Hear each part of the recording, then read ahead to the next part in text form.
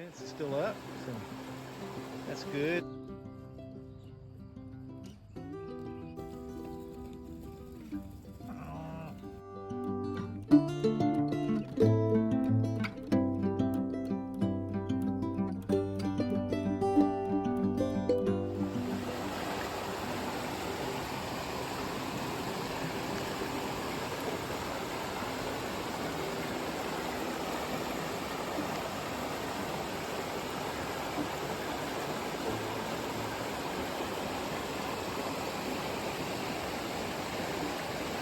We got more flooding today, but at least we got all the trash out the other day and our fence is still up, so that's good. We'll go out and check on the sheep so we don't get washed away trying to cross this.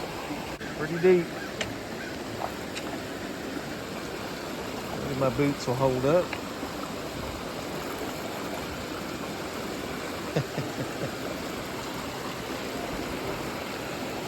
Whoa.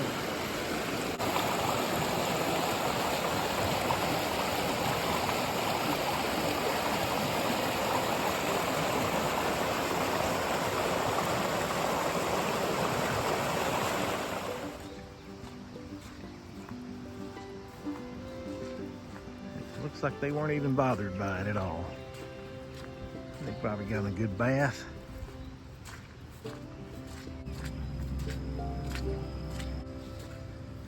Hey guys, y'all doing all right?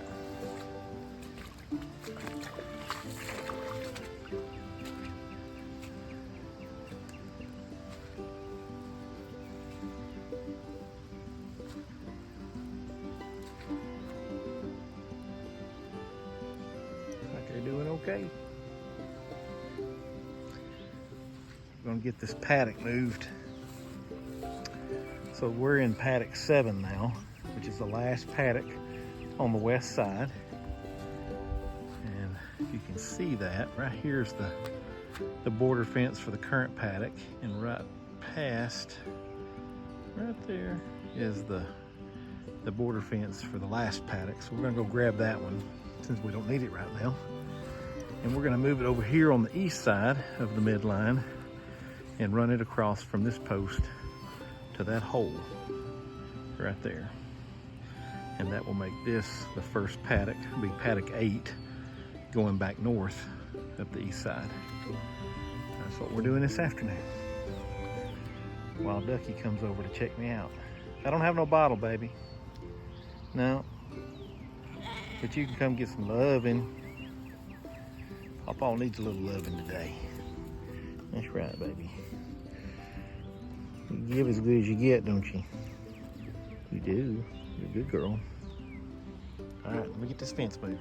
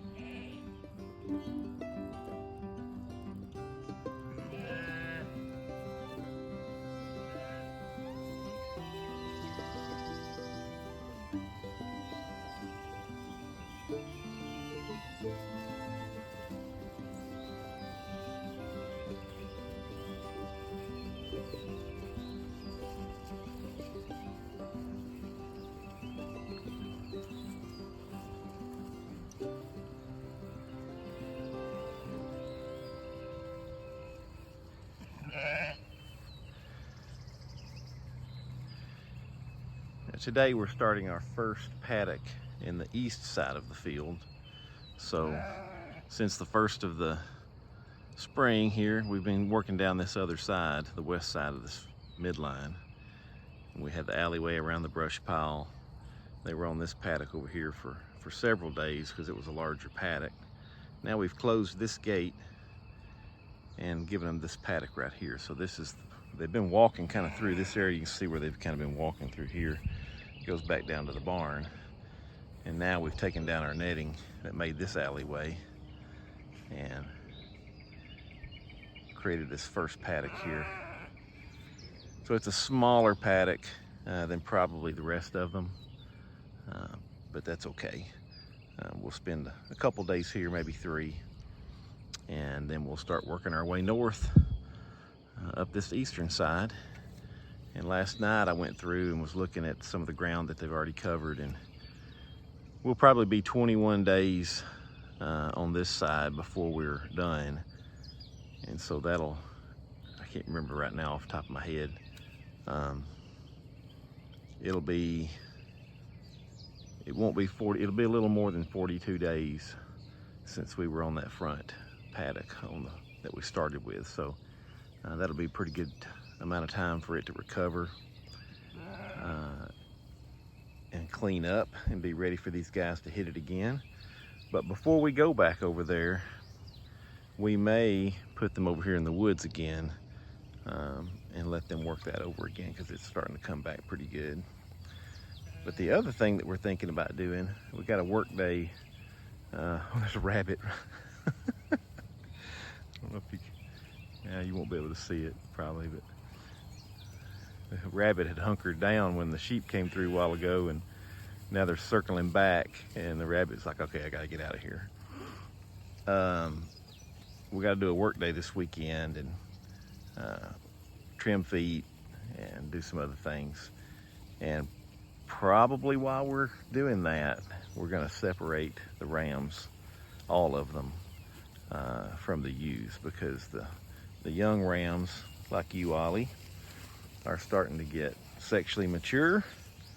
And 2 things I don't want to have happen is I don't want them to impregnate their ewe siblings and cousins, the young ewe lambs, and I don't want them impregnating any of the adult ewes.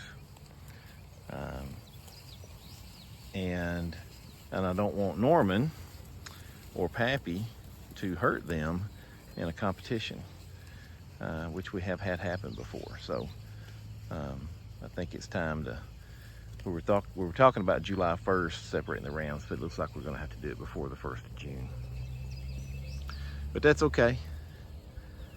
It'll be a different management process for us, but we'll figure it out, make it work.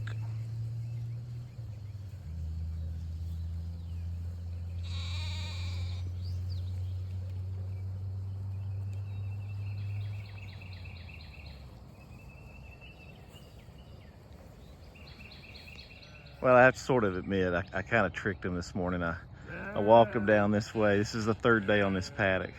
And then I walked around like this to make sure that everybody got in. And then I just circled back to where I was. So we're staying in the same paddock for a 3rd day. And they're not real happy about it. One more day. Yeah, there's still plenty here, guys. There's still plenty. Right, Duck?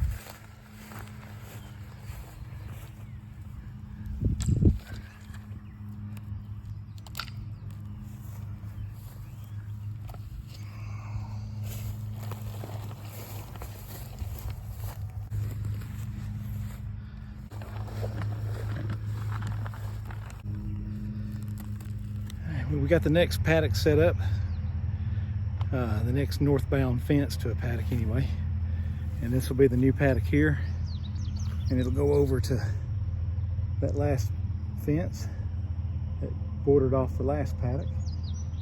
And tomorrow morning we'll turn them out here, let them start working this over. We're out this morning on the second paddock on the east side.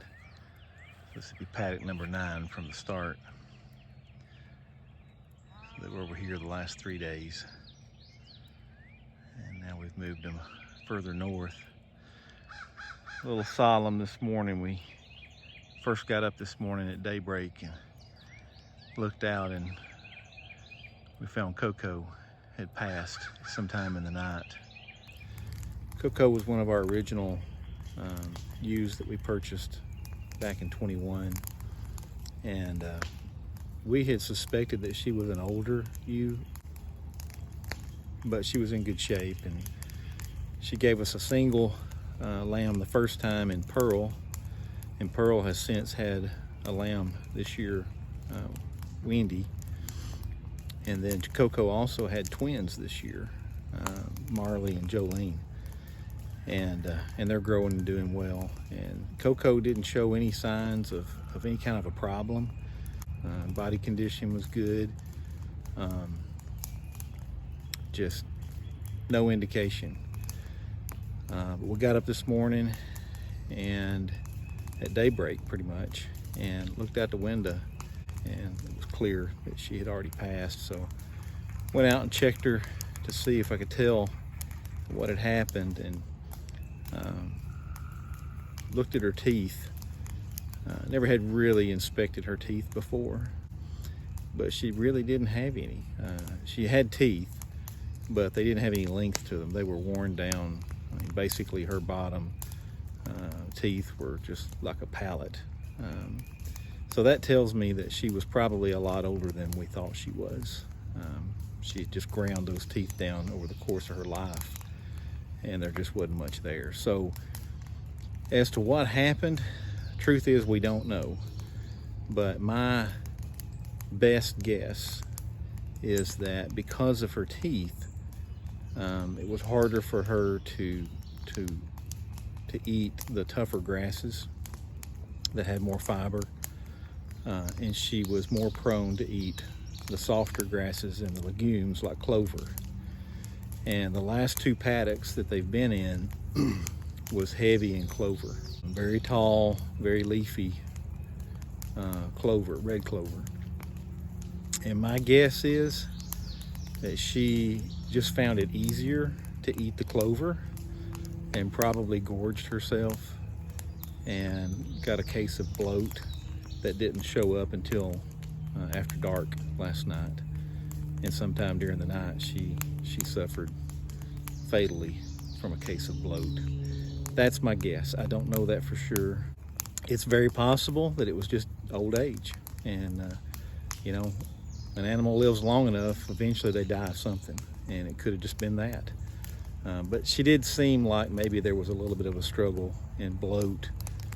The kinds of things that they do when they bloat was similar, or at least I thought I saw maybe some indications of that. So I hate that we weren't there for her. I hate that it happened in a time where we were asleep and not able to tend to her, and I might have been able to help her get through it if that's what it was. But anyway, we're a little heartbroken. I don't feel so regretful in this particular case because I don't feel like it was a mismanagement issue. I think it was just a circumstance with this individual sheep and her age, and a combination of things like that. So anyway, we're disposing of her in our normal fashion.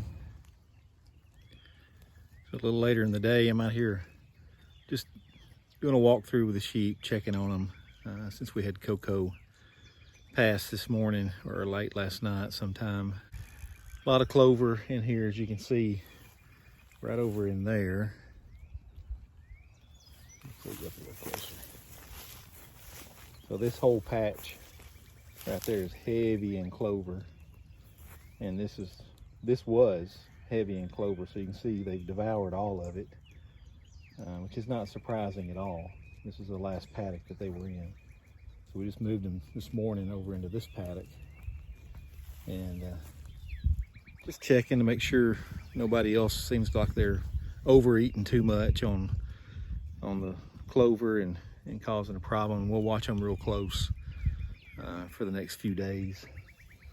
The further you go north, the less clover there is. There's still plenty, but it's real heavy in this area here. So we'll just watch them real close, and we'll be ready to stand by in case anybody shows any signs. But again, it could have just been old age with Coco.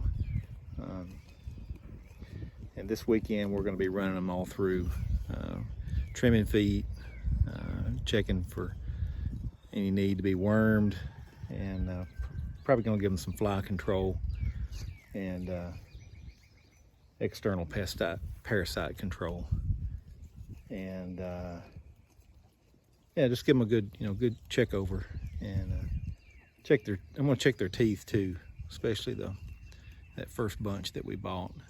Now that I understand a little bit better about what their teeth ought to look like at certain ages, that'll give us a better indication of if we got anybody else that's getting pretty up there in years. We might want to manage them a little differently, and ultimately at some point we have to think about culling. But right now everybody's looking good, just munching.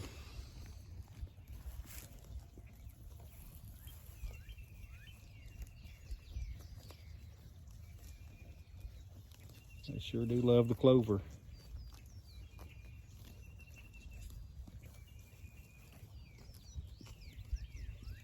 And see if y'all can see these two right here next to Norman. The little black and white one, and then the white one standing right in front of him. That's Jolene and Marley. Those are Coco's lambs. So they've been calling out for her this morning some, and but they're okay. They're back to eating. They'll adjust. There's one laying down over there. I think I'll go check on her. I think that's Gabby. She just walked out a while ago, so she's probably all right, but I'll go check on her. Oh yeah, she's okay. She just popped her head up when I started walking over here. She's just getting her some sun, I think. You okay, darling? And that's her boy Gabe next to her.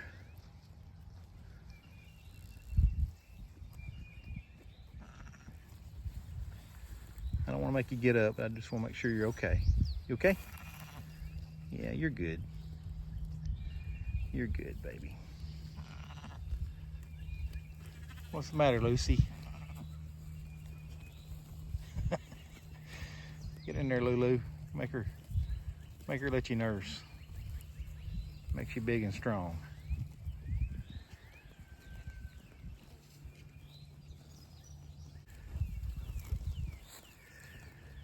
And I'm thinking that one right there, that's Trouble. She was Holly's mom, and we lost Holly when she was about 2 weeks old back in December. So I'm thinking Trouble has probably bred back and might not be too far from bringing us another lamb or two. So we'll keep an eye on her. She'll definitely be out of the cycle, but it'd be good to have her a lamb. I like Trouble.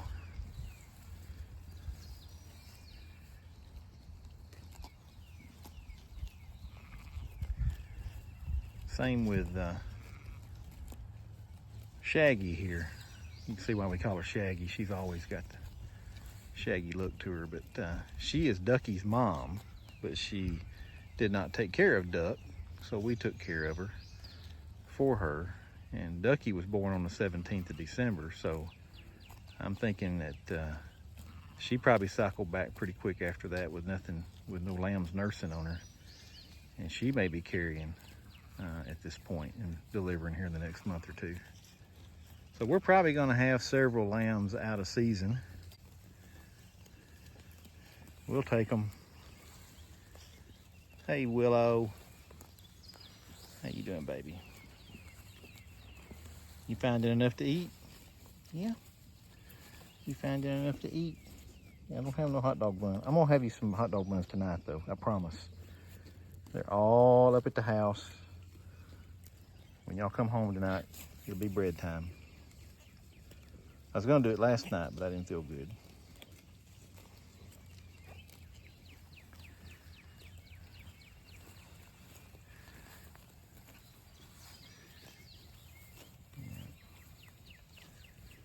Y'all hang with your dad there.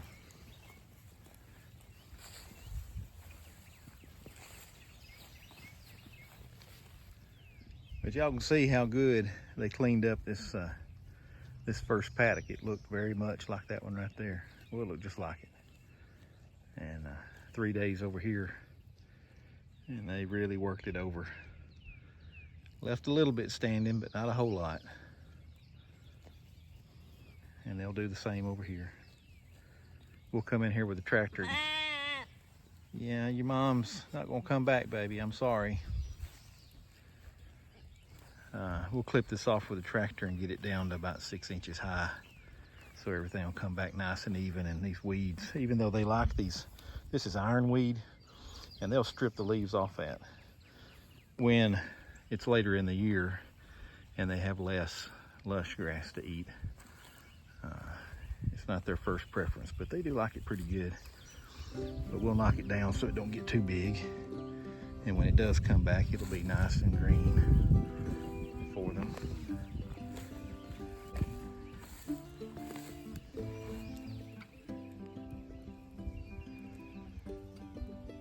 Check on y'all in a bit.